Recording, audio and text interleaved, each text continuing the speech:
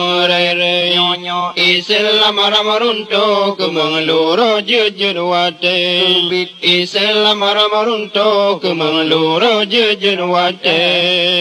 Memang jamunya tapi ke ewa ule Munyo menuntut membacut dan leperle Munyo pun jahat gala tatat hana male Jarang tanamu pum saran rukun ngana ilmu Nyong lupa sayang anak muda kakena tipe Runtuh akhlak iman rusak dalam abe Judi ngan mabuk siura suntung kamu mang ulai Lado mabuk gelek matamu blek-blek hale jite Anak muda kena tipe Anak dara kena tipe Hai hai oh ake masa Tuhan muda habis lagi Oh ake masa Tuhan muda habis lagi Agama ram sirung kota gampung kamu rere Islam ram runtuh kemenluru jujur wate Islam ram runtuh kemenluru jujur wate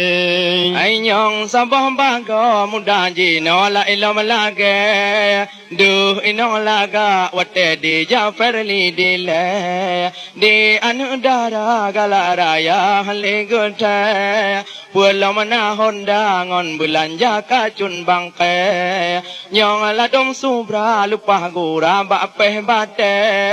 Dua sembahyang bag peti mang enam le Ahwa uru moh kakameh ka mohon masire Kag semu pro sampai tuloh bate nungke Mawa kenong tipe abu wa kenong tipe Nyo ake masa Tuhan muda habis lagi ake masa Tuhan muda habis lagi Agama ram sirung kota gampung kamu rere Islam ram runtuh kemenluru jujur wate Islam ram runtuh kemenluru jujur wate Ayo dengar dakwah la domala hana metente Menyobak lagu dangdut supaya cunggu yang oleh Pelama ane mianyo tengah bun kaji melage Teringat ke lagu tua guru dengan gore Ladum katuha mantong hawa peha oleh Boh alis mata serta minyak mangan be Oh tak erupa ane muda kagu yang oleh Padahal di miwa cucokan 20 le Anu min kunong tipe Udah rayu kunong tipe Nyo oh ake masa Tuhan muda habis lagi Alahai oh ake masa Tuhan muda habis lagi Agama ram sirung kota gampung kamu rere Islam ram runtuh kemenluru jujur wate Islam ram runtuh kemenluru jujur wate Allahai benda sahabat bandu ma'uman belelale Godaan donya segala rupa jipu tipe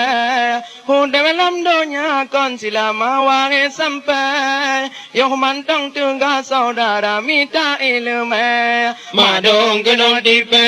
ayawa kenong tipe Hai oh ake masa Tuhan muda habis lagi